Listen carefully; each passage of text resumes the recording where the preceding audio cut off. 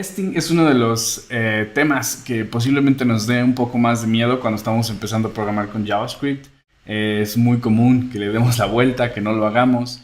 Y también es un poquito difícil de abordar porque estamos aprendiendo JavaScript, estamos peleando con el DOM, aprendemos un framework y de repente si encontramos un trabajo, trabajamos con un equipo, encontramos un proyecto o encontramos un cliente, de repente se menciona la palabra testing, test unitario, TDD, entonces nos hace como que bolas, hay un montón de cuestiones técnicas, hay un montón de términos y abordamos el tema desde otro framework o de cosas más complicadas y terminamos perdidos. Entonces quiero hacer una pequeña serie sobre testing, esta es la primera parte y creo que el testing se aborda, no es una cosa increíblemente difícil, solamente que se tiene que abordar despacio.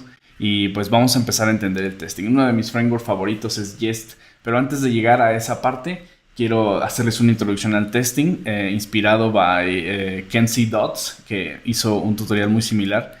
Y entonces quiero escribir un par de funciones para ir checando cómo podemos probar el código directamente solo con JavaScript y sin nada más.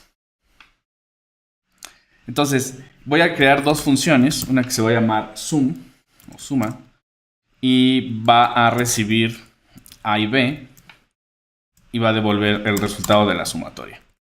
Lo mismo voy a hacer con una función llamada subtract, que va a recibir A y B y va a devolver la resta. Entonces A y B.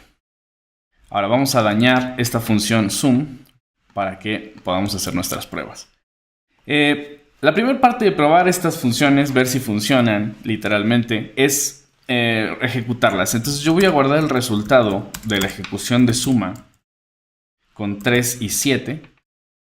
Y yo sé, porque esta función es una suma, yo sé lo que debo esperar. Y lo que debo esperar es exactamente es exactamente 10. Yo sé que 3 y 7 suman 10. Entonces yo puedo preguntar directamente si el resultado es diferente al esperado. Así de simple. Yo voy a levantar un error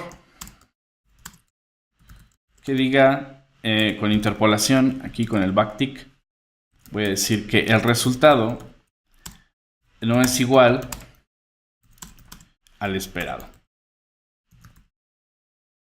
De esta manera, si yo corro mi código, voy a ver que menos 4 no es igual a 10. Esto significa que mi función tiene un bug y que debo ir y observar la función. Ahora, esto no es totalmente útil, esto no nos funcionaría mucho porque si yo quiero ejecutar también subtract, hacer una prueba, esto ya es una prueba, yo quiero hacer una prueba para subtract, entonces hago exactamente lo mismo. En lugar de declararlo, lo sustituyo. El resultado es igual a subtract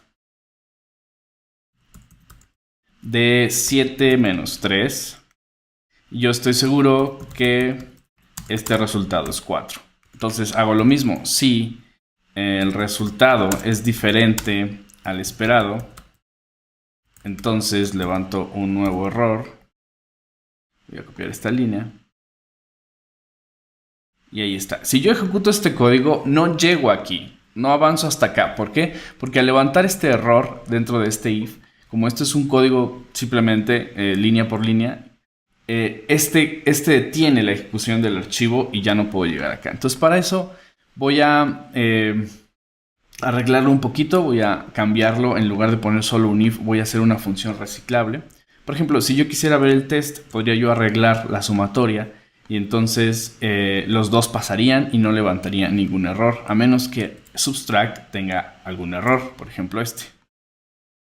10 no es igual a 4. Entonces yo voy a volver como estábamos y voy a crear una pequeña función que nos ayude a sustituir este if. Esta función se va a llamar spec. Y lo que va a recibir esta función es exactamente el resultado, ¿no? Vamos a llamarle actual. El resultado real de la ejecución, ¿no? Y lo que va a devolver es un objeto que compare. Este objeto puede tener varios tipos de test. Por ejemplo, voy a hacerle to be. Yo quiero que sean exactamente iguales. Entonces yo recibo el actual y lo que hago es recibir aquí el expected. y pregunto literalmente otra vez si actual es diferente al esperado. Entonces hago lo mismo, devuelvo un error. Entonces, teniendo esta pequeña función con el objeto que devuelve un método to-be, yo puedo sustituir esto. Por ejemplo, en lugar de poner este if directamente aquí, yo puedo decir que es la ejecución de la función expect. Esperamos que el resultado, que sería actual, sea el esperado. ¿Sí? Y entonces hago lo mismo de este lado.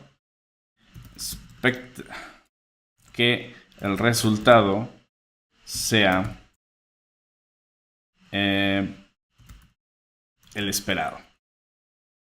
Entonces, así yo quito los ifs, lo paso todo a esta pequeña función y si yo ejecuto, bueno, sigo teniendo el error del zoom, pero este error tampoco llega porque no hemos hecho nada al respecto para poder continuar el código si falla. Entonces, vamos a crear una segunda función que se va a llamar test. Y esta función, lo único que recibe es el título del test y el callback.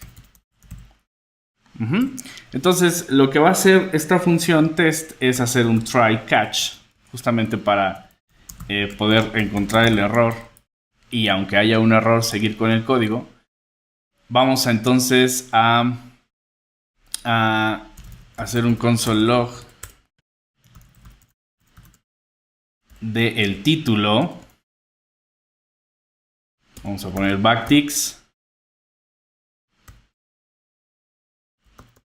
Title. Y vamos a ponerle un emoji de palomita. Aquí está. De que nuestro código se ejecutó. ¿Cómo lo sabemos? Bueno, pues ejecutando la función que nos es entregada. Si hay un error, entonces lo que hacemos es mandar el error a la consola. Esto ya no estamos levantando un throw, ya no estamos levantando un error, sino que lo manipulamos y lo mandamos a la consola y dejamos que el código continúe. Entonces lo que hacemos también es mandar a consola el título del test y le vamos a poner una palomita, un tachecito en lugar de una palomita. Entonces buscamos nuestro emoji, ahí está, muy bien. Entonces ya tenemos nuestra función test. Entonces estas pequeñas 3 líneas ya no van a estar aquí, ahora van a convertirse en un test. Vamos a hacerlo. Entonces voy a escribir test, el título, la sumatoria y luego le paso el callback. Entonces voy a escribir un callback literalmente aquí. Y este callback va a ser lo que hacíamos nosotros aquí. Entonces yo voy a identar un poquito y ahora tengo un test que tiene un título y la función, el callback, hace exactamente lo que hacíamos antes, pero fuera de una función. Entonces vamos a escribir la siguiente, que sería test, la resta, y vamos a escribir un callback que va a tener estas 3 líneas dentro. Así, voy a identar. Y ahora sí las voy a declarar de nuevo porque ya no hacen falta reciclar, porque ya no están en el mismo scope. Ahora son variables que viven solo dentro de este callback, cada una. Ahí está. Entonces, tenemos las funciones afuera, tenemos los tests y tenemos también ya declaradas nuestra función test y nuestra función expect. Entonces, si yo corro esto, tengo justamente lo que buscábamos. Tenemos un error de que tenemos, aquí tenemos un problema con result. Result no está definido. Vamos a ver de qué trata. Acá, ya lo encontré. En nuestro expect estamos devolviendo result porque copié y pegué la línea, pero ya no es result. Aquí dentro de expect se llama actual. Esto lo hice para separar las variables, pero bueno, aquí ya nos jodimos un poquito. Entonces le doy de nuevo y ahí está. Es exactamente lo que buscábamos. Menos 4 no es igual a 10. Entonces tengo una descripción del error y además tengo el título del test que falló. Tengo inclusive una descripción gráfica para saber cuál es.